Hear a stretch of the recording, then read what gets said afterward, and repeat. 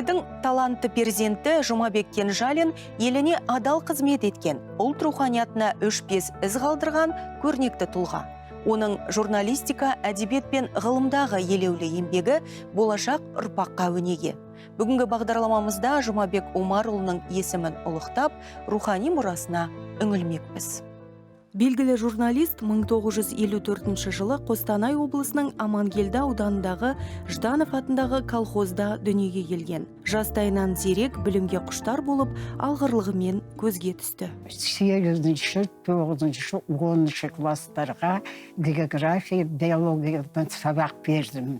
Сабақ беріп жүргенімде 8-ші класста оқитын оқушыларымнан көзге түскен Кенжалин Жұмабек, Шәкенов Жұмағали, тағы да басқа оқушыларым болды. Меніңше кәдімгі сүйіктімді тәрбиелі.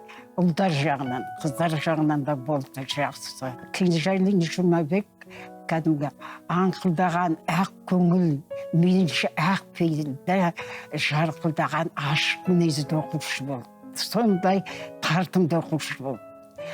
Енді сабақты да жақсы оқыды, кәдімгі кластың мақтанышының бірі болды. Мен 10-ші, 11-ші классқа дейін биологиядан, географиядан, 9-да экономикалық география, шет тілдердің зарубежных стран дегеннен сабақ беріп жүрдім. 9-дың 2-ші 90-нан бастап пионер вожатый болып жұмыс істеді. Уақытында орындап, жақсы бітірді сабағын мектепті. Содан барып, енді Алматыға оқуға, журналистикаға барды. Жұмабек Кенжалин университетте де үздіктер қатарынан табылып, Лениндік стипендиат атанды. Дүниежүзілік және бүкіл одақтық жастар мен студенттердің форумдарына қатысты. 1978 жылы Алматы қалалық кеңесінің депутаттығына сайланды. Журналистік жолын социалистік Қазақстан газетінде тілшіліктен бастап, кейін бөлім меңгерушісі қызметін атқарды. Газетте басшы қызмет атқарған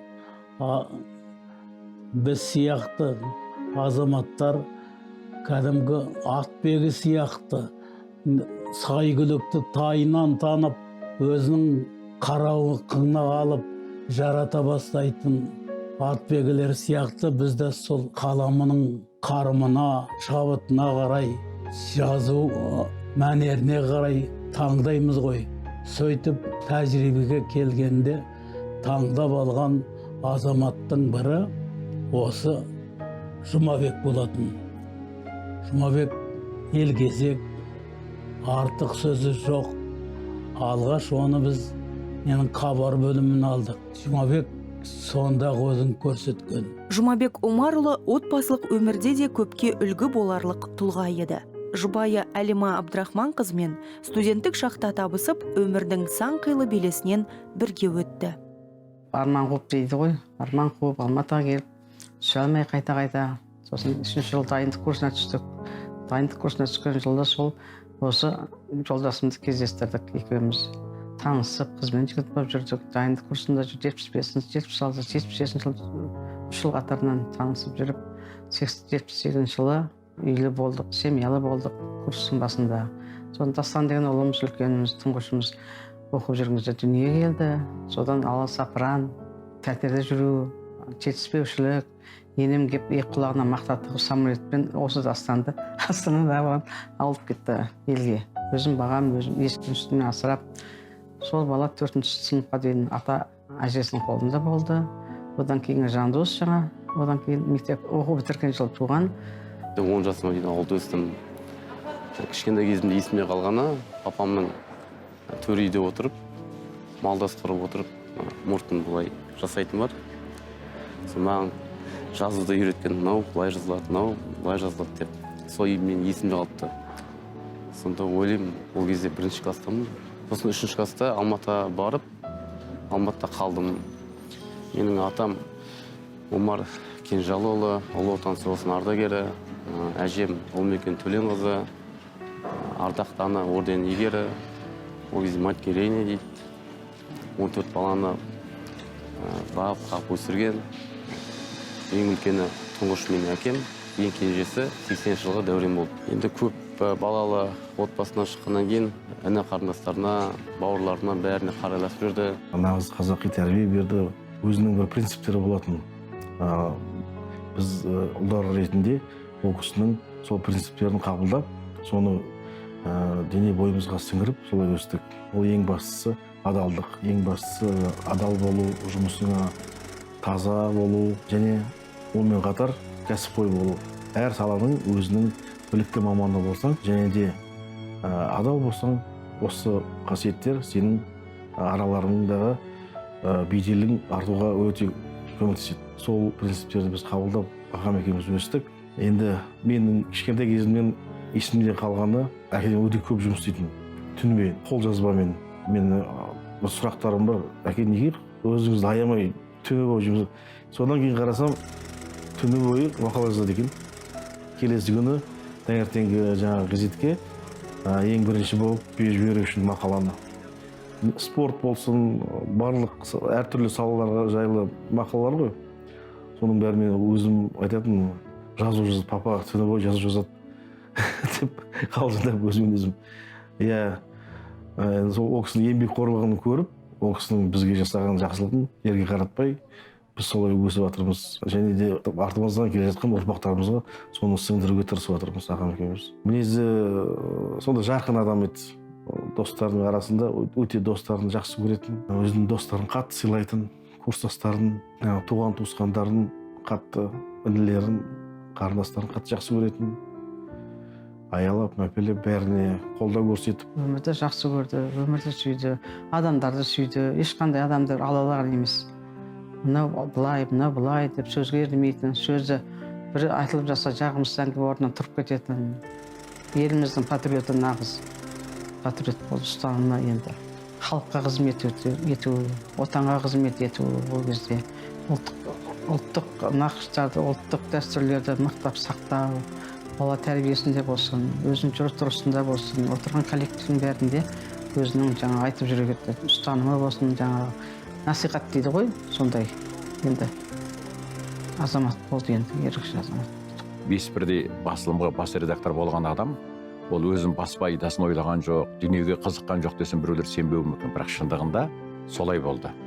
Ол қызмет бабын еш уақытта пайдаланбаған адам. Қазақ басылымдары басшыларының ішінде тұңғыш рет шетелде өзінің тілшілік қосынын ашып, меншікті тілші ұстаған бірден бір редактор. Және шетелде болған халықаралық ғылыми тәжірибелік конференцияда сөз сөйлеп, баяндама жасап, сол баяндамасы сол шетел тілінде басылып шыққан қазақ баспасөзінің тарихындағы бірден бір ғалым редактор.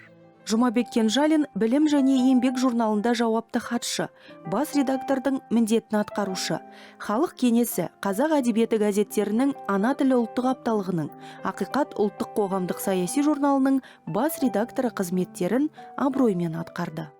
Соңғы кезде істеген жұмысы қазақ газеттері жауапкершілігі шектеулі серіктестігі.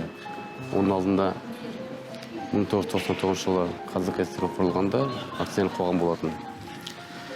90-шы жылдары енді өздеріңізге белгілі қиын жағдай болған. Көп журналистер жалақы аламай, күн көрісі қиын болған кезде, сол кезде қазақ газеттері журналдарын басын біріктіріп, бір үлкен қазақ тілін айтсақ, медиа холдинг құрды. Содан бастап журналистердің жағдай жасарды. Сол шығармашылықпен қатар шаруашылықты бірге алып жүрді. 90-шы жылдары Алматыда ең алғашқы осы қазақ газеттеріне компьютерлендіруді ісін бастаған. Папама көмекші болып, менің ағам, Жұмағаз ағам көмектесті. Ол кісі Алматыдағы журналистерді компьютер үйреткен ең бірінші адам. Қазір де Егемен Қазақстанда жұмыс істейтін әріптестерім айтып жүреді, Жұмағаз ағам біздің ұстазымыз деп. Папам өзі журналистерге, қаламгерлерге қолдан келгенше барлық көмегін аямақ. Осы облыс әкімдеріне шығып, жер алу, басқа да қызметке орналастыру жағына қарайласып жүрді. Саяси өміріміздегі болып жатқан оқиғаларды жан-жақты сипаттауға, демократиялық өзгерістерді жан-жақты көрсетуге қатты үлес қосқан басылым болды. Ол әрине ол егемен Қазақстан, бірақ егемен Қазақстаннан қалыспай, сонымен бәсекелес болған басылым бұл Халық кеңесі газеті. Мен осы Халық кеңесі газетінде жұмыс істеу бақытына ие болдым. Ол жұмысқа мені шақырған Жұмабек Кенжалин ағам болды. Бұл кісінің бір айта кететін ерекшелігі азаматтығы. Мен қаншама адамдарды көрдім, бірақ дәл Жұмабек ағам сияқты азаматтығы зор, биік адамды мен өмірімде кездестірген жоқ. Бүкіл журналистерге өзінің жаңағы жылуын сыйлағысы келіп, бүкіл жаңағы қамқорлығын көрсетіп, сөйтіп жүретін еді. Ол тек қана өзінің қатарларына ғана емес, мына жастардың да өз басылымға тартып, көптеген журналистердің жаңағы өзінің жолын табуына көмегін көрсетті. Ол еш уақытта да мен бастықпын деп шіренбейтін, өзінің қатарындай сөйлесетін, өзінің жаңағы құрдасындай, сырласындай кез келген адамның мұңын тыңдап, соған көмектесуге ұмтылып тұратын. Дастан Жұмабекұлы, сіз де әке жолын қуып, журналистика саласын таңдадыңыз. Бұл өз қалауыңыз ба? Кішкентай бала кезімнен саясатқа қызығатын, КПСС-ін, съезін, сессиясын қарап жүретін. Сосын осы ұсақ-түйек саудамен айналыстым. Сосын папам айтатын, осы сен комиссант бола шығарсың, немесе саясаткер боласың ба деп ойлайтын. Бірақ журналистік қызметті таңдағаныма сол сондай үлесі бар. Астанаға келгенде Астана Ақшам газетіне жұмыс орналасып, сосын ары қарай егемен Қазақстанда жұмыс істедім. Осы журналистік қызметте көп адамдармен таныстым, елді, жерді арладым. Осының бәрі енді папамның сол кезде маған көрсеткен демеуі, қолдауы. Қоғам қайраткері, Қазақстан журналистер академиясының академигі, саяси ғылымдар кандидаты, профессор Жұмабек Кенжалин қазақ баспасөзін дамыту, қоғамдағы рөлін арттыру жолында аянбай тер төкті. Оның қарымды қаламынан туған мазмұнды мақалалар халықтың көкейіндегі мәселелерді дөп басты. Еліне деген адал қызметі мен өлшеусіз еңбегі әркез жоғары бағаланды. Ол марапаттың айтулысын иеленді.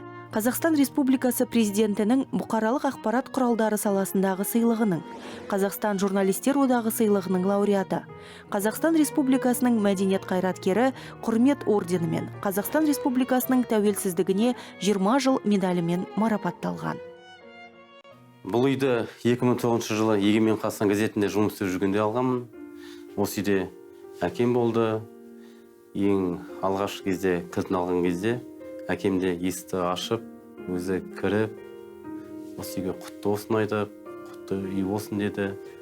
Осы үйді мен 2009 жыл алсам, биыл 2024, сонда 15 жыл болды ғой. 15 жыл болды, осы жерде тұрып отырмын. Құтты үй, әзір сатқым да келмейді, өйткені осы үйде әкем жатты. Әкем картинаны бізге сыйлаған, Жандос пен Дастан мені қосқан атым деп екеумізге маған осы картина сыйлады. Сосын диван мен креслода да папам мен әкем мен шешемнің сыйлаған дүниелері, оларды да көзінің қарашығындай, әкемнің көзі деп сақтап отырмын. Мына жерде әкемнің кітаптары бар.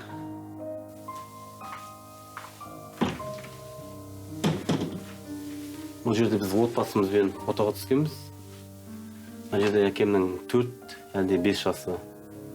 Кітап, сосын менің әжем, Өмекен Төленқызы, алтын ардақты ана орденінің иегері, 14 бала өсіріп тәрбиелеген.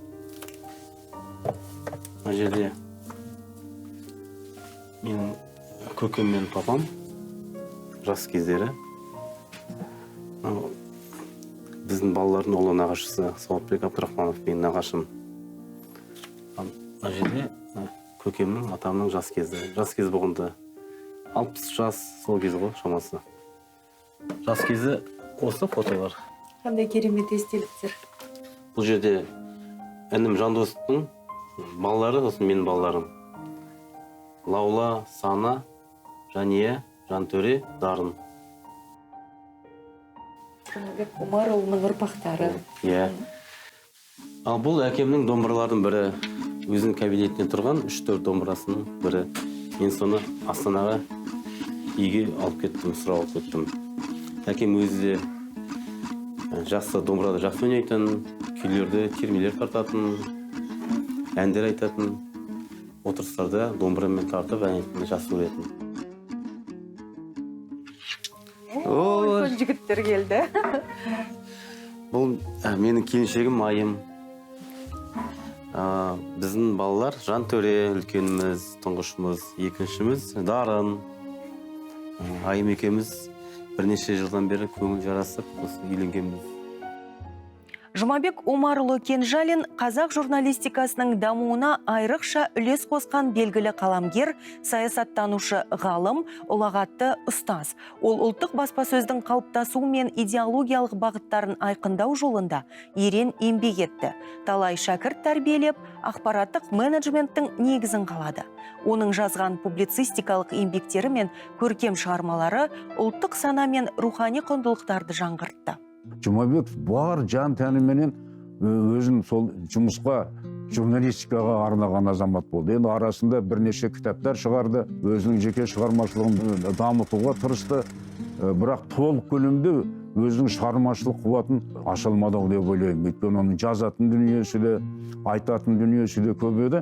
Бірақ көп уақытысын осы жұмыс алып қойды. Әңгімелесіп, сырласып отырғанымызда айтады, мен 17 жыл болыпты еңбек демалысына шығып, бір жаққа барып демалып көргем жоқ. Өйткені Астанадан әр жерден қоңыраулар түседі, тапсырмалар беріледі.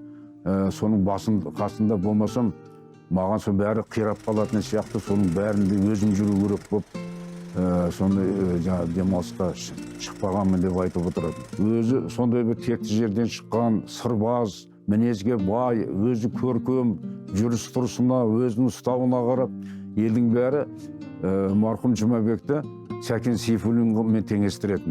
Өзі солмен аумайды, өзі сондай қысты күндері бөрік киеді, басқа бас киім киейін десем, маған жараспайды, маған тек осы бас киім ғана жарасайды дейді. Бірақ жаңағыдай бөрік киіп жүргеннің өзі айрықша етіп, өзін жұрттың алдында басқаша етіп көрсететін.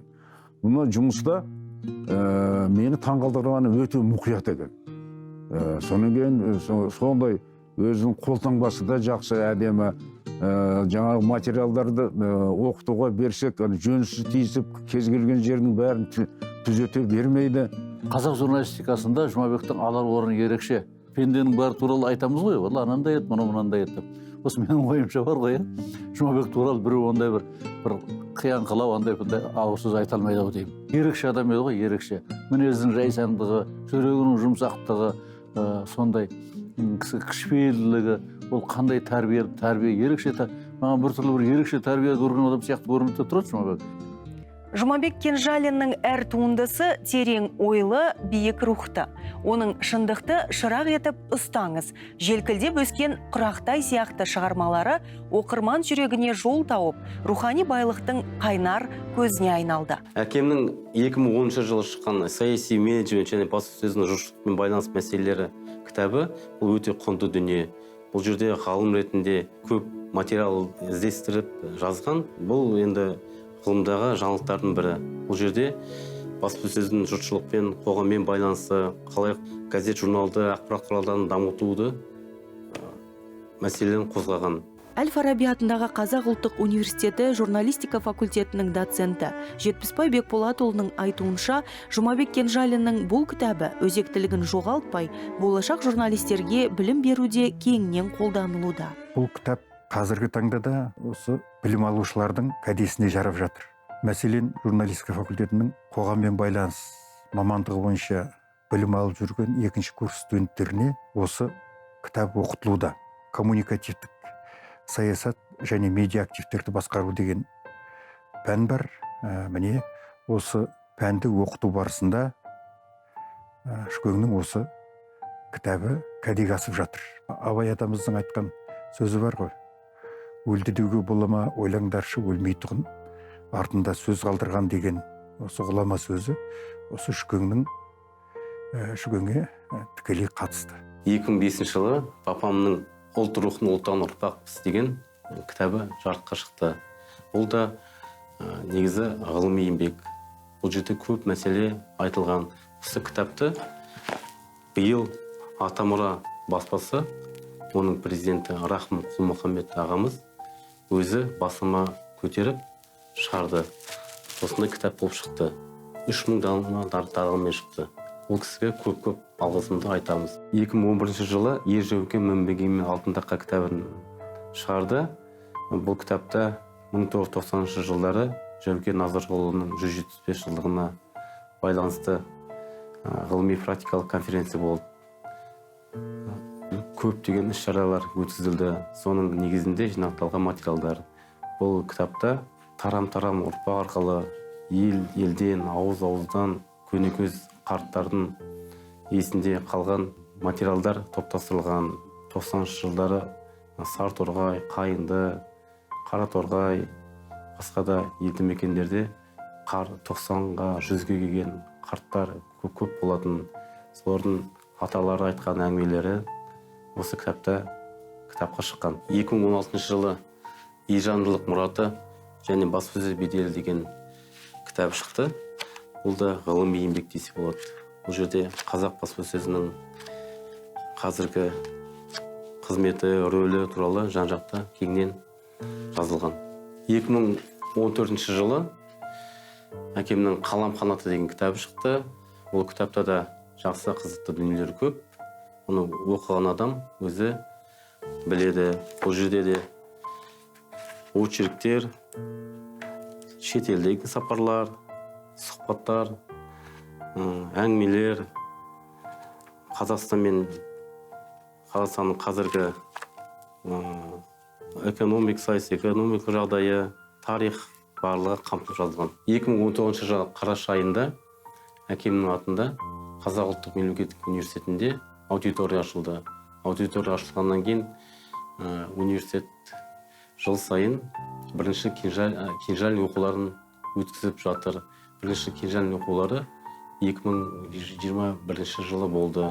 Одан кейін екінші кенжаль оқулары өтті. Осы оқулардың жиналған материалдардың негізінде осындай кітап жинақ жарыққа шықты. Әкем 2017 жылы қайтыс болғаннан кейін 2018 жылы бір жылдық асын бердік. Сол асының қарсаңында белгілі жазушы, публицист, журналист Марат Тоқашбаев құрастыруымен Серке сөздің сардары деген жинақ шықты. Бұл жинақта елге белгілі азаматтар, папам, әкемнің әріптестері, туған туыстарымыз бәріміз естелік материал жазғанбыз. Дүниеден өткелді біраз жылы болды. Солардың ішінде жазылып жатқан естеліктер мен жазбаларды да бәріміз де оқимыз ғой. Кім қандай ой айтты деген кезде Қайнар Ожайдың бір үлкен эссесі бар. Бәрі 5 деген. 5 деген кеше кеңестік дәуірде баға ғой, жоғары баға. Үздік оқиды деген, тәртібі де үздік, жұмысы, кәсіби шеберлігі де үздік деген ұғымда. Ең ақыры Жұмекен бұл өмірден абыроймен өту деген ұғымды да бойына сіңіріп алған адам. Ол деген не? Ар-ұят, ар-ождан, ол намыс, ол отбасының абыройын ойлау, жолдастарына сенімділігін барлық уақытта өз ісімен дәлдеп кету деген сөз болады. Өзіңіз ойлаңызшы мұнда деген. Осындай кезде Жұмекенді де бәріміз де сағынамыз. Ол шынында бір жағынан ол өзі былай ел басқарудың, мемлекет басқарудың бір саласында бір тізгін ұстап отырған азамат болған, ол шынайы сезінді және оны еш уақытта мәрте деп санаған жоқ. Ол жауапкершілік деп санады. Әкем қазақ журналистері көшбасшылардың бірі болған соң, ол кісіден интервью алатын адамдар көп болды. Алматыда, Астанада. Сәлеметсіз бе? Алматыда, Астанада осы Қазмедиа орталығына келіп сұхбат беріп жүрді. Қандай бір жағдай болмасын, ол кісінің пікірін білгісі келетін адамдар да көп болды. Оларда сол интервью алып жүрді. Мен енді әкемді соңғы рет 2017 жылдың осы маусым айында Астанада көрдім. Дүниежүзі қазақтары құрылтайының осы жиналысына келген. Сол кезде бір-ақ күн ғана Астанада болып, Алматыға айтты. Жұма күні Астанаға келгенде ол кісіге министрліктен хабарласыпты. Дүйсенбі күні Алматыда министр барады, Алматыға. Сондай жиналыс болады деп. Сосын Астана қалай келді, сол ұшып кетті Алматыға. Одан кейін мен папамды көрген жоқпын. Ал соңғы рет телефонмен қайтыс болғанда сөйлестім. Өзі ауырып жатса да, маған балам ауырма, денсаулығың күт, өзімді қарап жүр деп айтты. Бірақ іштей өзі қиналып жатты. Әкеміздің есімін мәңгі сақтаймыз. Біз ұрпақ болғаннан кейін ұрпақтан ұрпаққа тарам тамыр арқылы жалғаса береді. Ол кісінің публицистикалық еңбектерінің өзі бір төбе. Үлкен іздеп, зерттеп жазған ахаң туралы, жахаң туралы үлкен журналистердің үлкен алаштықтар туралы жазған еңбектерінің өзі бір төбе. Міне осылардың бәрін кітап қылып шығару керек, журналистика саласында жазған мақалалардың бәрін шығару керек. Оның сыртында жаңағы көше беру мәселесін, тағы да басқа мәселелерді енді іске асыра беру керек. Енді екінші өмірі басталды деп ойлаймын. Біз ол кісіні насихаттау арқылы біз адамгершіліктің қандай болатынын, азаматтықтың үлгісі қандай болатынын біз келер ұрпаққа үлгі етіп көрсетуіміз керек. Белгілі журналист, мәдениет қайраткері Жұмабек Кенжалин 2017 жылы 63 жасқа қараған шағында дүниеден озды. Оның ғұмыры ғибратқа толы. Ұлттың рухани байлығын арттыру жолындағы ерен еңбегі кейінгіге өшпес өнеге. Оның шығармашылығы халқына қызмет етудің, адалдық пен сүйіспеншіліктің жарқын үлгісі.